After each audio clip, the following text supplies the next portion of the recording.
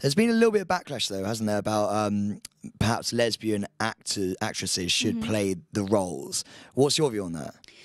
I understand where that argument comes from, and I think it comes from the right place. But I mean, it's a tricky one. But what I would say is that we're just the actors. There's a whole team of people around play it well, us. as well. Yeah, but it's because there's an amazing group of people behind us, and there's all sorts of people that lesbians, you know, gay men, women, everybody is getting involved and coming together to tell this story. We're sort of just the face of it. But I think that, you know, I totally understand where it comes from, but I would hope that it doesn't matter what anybody's sexuality is. It's just about, are you the right actor to play that part? Yeah. And then do your research, you know. Yeah, and then there's a whole lot of research to be done as well. And Sally Wainwright. Yeah, you got to talk about her. She's also created like Happy Valley, Last Tango in Halifax. Like she's done a lot. Yeah. What's it like having her on set, like guiding you through it all? She's cool. I have such a crush on Sally Wainwright. I just think you heard it here first, Sally. Sally, I think I've told her that. Like, I've definitely said, I just think she's so cool. She just doesn't care what anybody thinks, and she's just got this amazing mind on her. And she has this amazing energy. So this is the first time I've worked with her as a director, and she just has this like forensic specificity. And she'll do loads and loads of takes, and then she'll say, "Okay, we're going to go again," and she'll give you a note for one word, and you think that can't make a difference, and then it does. Like, she has this amazing capacity to see how people really behave and how they really interact. As an actress, I've always wanted to know this, how do you keep things fresh when they're like, do it again, do it again, do it again, and you're like, by the like 16th take, you're literally like, I don't know what even I'm doing anymore. Like, is that hard? Sometimes it's not very fresh. It's really hard. And especially when it's like high emotion, you know, because I think like everyone has a cry every now and then, and it's usually 10 minutes, and then you pull yourself together and you get on with it. But this is like, you know, you'll be doing a scene for hours, and it's really hard to keep finding something new in it. But that's where working with someone like Sally is so creatively satisfying, because she helps you find that new thing, you know. And working with someone like Saran, I feel like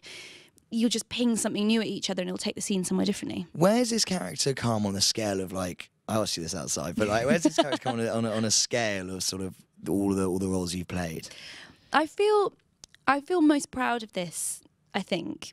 Yeah, it's definitely the hardest job I've done. For all that we said. Well, Anne Walker goes on this extraordinary journey. She really has to confront her own religion, her own sense of morality. You know, this is someone discovering her sexuality, but she's been this sort of homophobe. She's been taught to be homophobic, you know. So that's a really hard character to play, and you're going into work.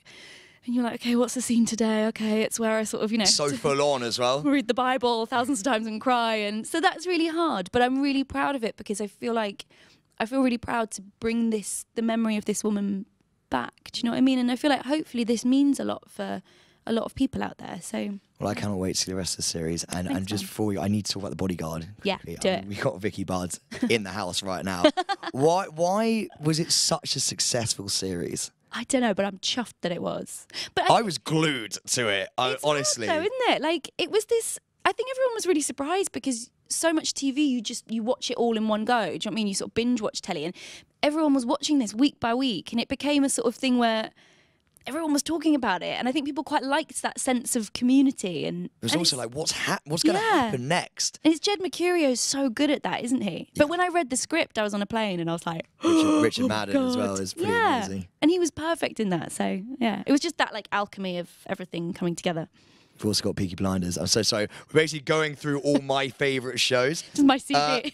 What an amazing CV you have. Yeah. Like, I'm going to be honest. Like, she's so different to Anne Walker. Yeah, but like, not many actresses can say that you've played such different parts and different roles, and it's a testament to how good you are that these different roles keep finding you. It's just a lot of different wigs. That's all it is. It's just different hair colours. What's the best thing about working on a production like Peaky Blinders? Oh God, who was that fat child? That was series 1. That was so long ago. It does seem like years ago. Well, it was, but like, it does seem so long ago. I can't believe I got that job. I just came out of drama school, and I was so like, whatever. Like, I rocked up to the audition. Fresh out of drama school. Fresh out of drama school. This was like one of my first jobs. What a first job! I know. I assumed that all jobs would be like Peaky Blinders. I was a bartender. I was just really lucky. But I rocked up to the audition, I remember, and I dyed my hair myself because I had no money, and it had gone like Halloween wig black, and I was like, I had like really crap clothes on, and you're hanging next to Cillian Murphy. yeah, as and well. then turned up on set and was like, oh hello, and there's Helen McCrory. And Those eyes as well, and they look. It's like Yeah. a White Walker. yeah, he's got extraordinary eyes, and he's just really cool, which makes me incredibly nervous. So then I talk a lot, and everyone in that show, in that family, has just got this really natural swagger. So I spend most of my time just being like, okay, how can I look cool in this scene? I was going to say, what was it like doing your first ever scene with such high caliber actors and actresses? Terrifying. Was it scary? Yeah, and I'd been at drama school, but I didn't really know much about life on a set. So I just didn't really know what everyone was there for and what that did and where I had to stand. And I did And a now lot you're in of the Bill bluffing. Studios going, what, only 4 cameras? Are you joking? Nothing. Did they help you at all? Did they give you any pointers or tips? They do, but like, I Do you think ask, just by or is it watching, weird to I ask? think it'd be weird to ask, but it's a lot of like, if you just take it all in. I mean, they're just at the top of their game. And I think the amazing thing is watching people like Cillian and Helen and Paul.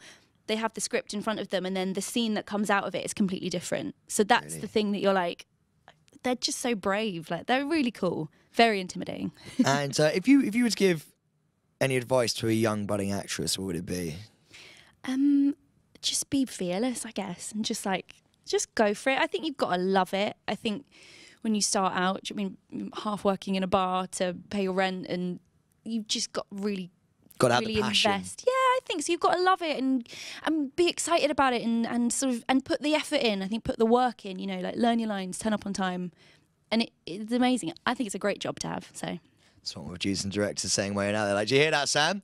Turn up to work on time, learn your Exactly. line. Do your homework. Your CV is incredible. I've said this before and I'll say it again. What do you must have so many offers just rolling in. All the time, babes. Yeah.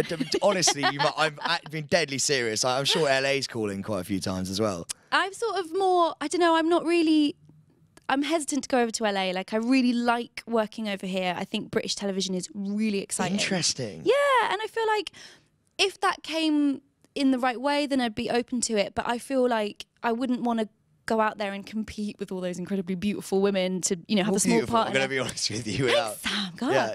But I really like what we're doing over here, and I really like long form storytelling, and I like being at home. And so I don't know, I like the opportunities that have come my way, and I've just started a production company, and I'm really yeah. What's it called? It's called Bone Garden. We've just made our first feature film, which is really exciting. What?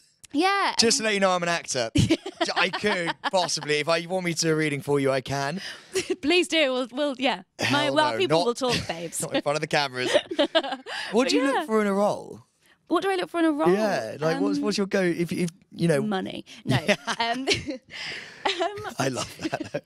I just got to pay my mortgage. No, I don't know. It just sort of if it's interesting, and if it's, you know, gives a female character something interesting to do, or it's a great story, I think it's got to be something that you would want to watch, isn't it? So it just, that thing when you get a script that you really like, you get a kind of like, you start reading it and then you don't stop. And I always think that's a really good sign.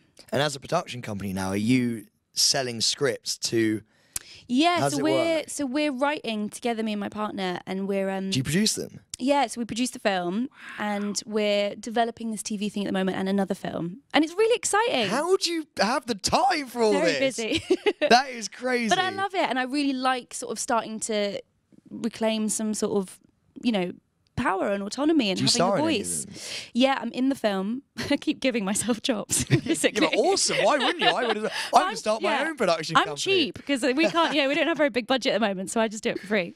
And do you have anything else coming up that, without any spoilers? Some things that I can't talk about, but Gentleman Jack is out on Sunday, so. Yes, it is. And on that amazing note, that's actually all we've got time for, which is pretty sad because I love talking to you, I'm going to be honest. Gentleman Jack begins this Sunday at 9 p.m. on BBC One. We are back next week with more amazing guests, including Getz, Henry Lloyd Hughes, and a live session from Feeder. Yes. Until then, have a great weekend, everyone.